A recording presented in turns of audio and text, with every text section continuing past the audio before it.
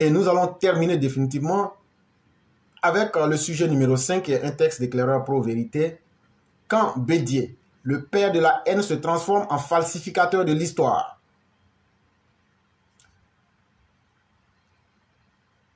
Remise du prix Félix Houphouët-Boigny pour la recherche de la paix à Yamoussoukro le 8 février 2023.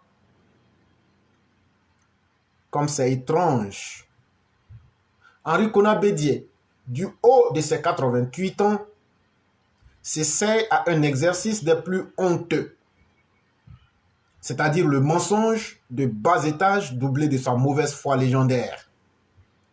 Selon lui, le président Alassane Ouattara serait l'ennemi principal de la paix en Côte d'Ivoire, car ce dernier ruserait en ne faisant pas assez. Il me semble que depuis la rencontre de la plantation à Daoukro, Laurent Gbagbo a une telle influence toxique sur M. Bédié que ce dernier copie, s'éploue dans tous les modèles de la honte.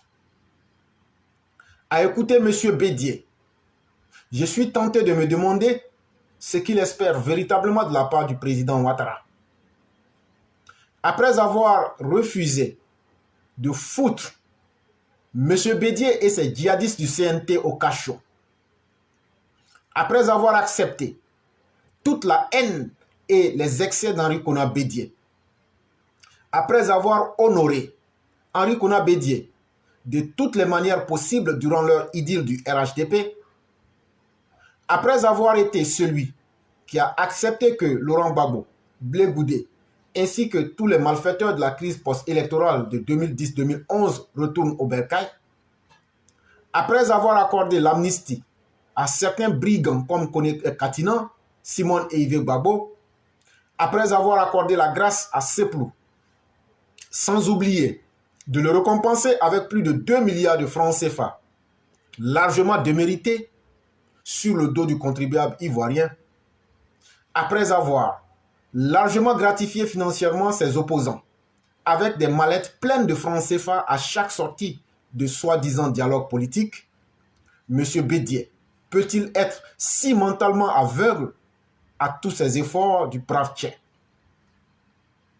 Est-ce que lui-même Bédié aurait pu faire autant que le Prado? L'histoire de notre pays qu'est la Côte d'Ivoire nous montre bien que Bédié a bel et bien dirigé la Côte d'Ivoire entre 1993 et un certain mois de décembre 1999. Il se montra réfractaire à tout dialogue social, encore moins politique. Il se transforma en tyran despote, sourd à tous les besoins du peuple ivoirien. Seul un soulèvement des zinzins et des baillefouets mettra brutalement fin à la folie du pouvoir de M. Bédié. Il faudra le dire et le redire plus de 1000 fois aux générations à venir, M. Henri Konan Bédié est le père de la bombe sociale en Côte d'Ivoire avec sa politique de division des filles et des fils qu'il va compartimenter avec des critères que vous trouverez dans son livre « Les chemins de ma vie », c'est-à-dire la version Mein Kampf à la sauce ivoirienne, c'est-à-dire le livre d'Hitler mais à la sauce ivoirienne. Tout bon connaisseur du fonctionnement de la vie politique ivoirienne vous dira que M. Bédié, en parlant comme il l'a fait le 8 février 2023, quittait dans caca pour entrer dans anus. Mais comme chez Bédié et son copain Gbagbo, la honte est une vertu. C'est Kidam oublie de nous faire leur bilan à la tête de la Côte d'Ivoire. L'un est et demeure le père de la haine, M. Bédié à travers sa politique ivoiritaire, et l'autre, Gbagbo, demeure ce boucher barbare et sanguinaire inconscient qui va plonger la Côte d'Ivoire dans les apocalypses de la guerre civile entre octobre 2000 et le 11 avril 2011. À messieurs Bédié et Gbagbo, je dirais ceci. Quand vous avez honte de vos bilans et de vos médiocrités, sans oublier vos échecs lamentables, vos propos méprisants ne pourront jamais falsifier la réalité des grands efforts réalisés par le président Alassane Dramane Ouattara, tant au plan social, politique qu'économique. Alors, chers messieurs Bédié et Gbagbo, vos mensonges ne passeront pas. Qui a armé les supplétifs libériens du Lima FS?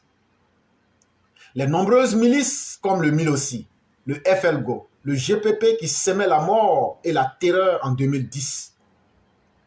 Au su et au vu de tous, ces personnes ont exécuté froidement des milliers d'Ivoiriens qu'ils ont expédiés dans des charniers. Ces individus au crâne rasé, à la solde de Laurent Gbagbo et de sa LMP, se sont livrés aux pires exactions jamais vécues en Côte d'Ivoire. Qui ne se souvient pas encore de l'article 125 que Blé Boudet exerçait avec la bénédiction de Laurent Gbagbo et de Simone Eivé, en prenant le soin de remplir correctement les puits de cadavres des opposants. Ces tristes réalités sont encore vivaces dans les esprits des Ivoiriens. Mais dans le même temps, à Gagnoa et particulièrement à Mama, dans le village de Laurent Gbagbo, personne n'a été tué. Posez-vous bien la question pourquoi? C'est justement parce que personne n'a été armé dans la région de Gagnoa et de Mama. Demandez au colonel Gwadi Oulata, qui est Laurent Gbagbo, il vous en dira plus. C'est encore lui, Laurent Gbagbo, qui, refusant sa défaite cuisante, ira annuler les votes de toute la moitié nord de la Côte d'Ivoire en vue de s'autoproclamer président élu, dans la pure tradition du brigandage. C'est cette histoire et ces faits irréfragables qu'il ne veut pas du tout que l'on rappelle. Mais les affabulateurs et les falsificateurs ne parviendront jamais à effacer de la mémoire collective des Ivoiriens le mal qu'ils ont fait. En réalité, le PDCI, tout comme le PPACI ou le FPI, ne valent plus rien. Et ça, tout le monde en est conscient. C'est pourquoi Laurent Gbagbo et son ami Bédié sont obligés de s'accrocher aux mensonges pour exister.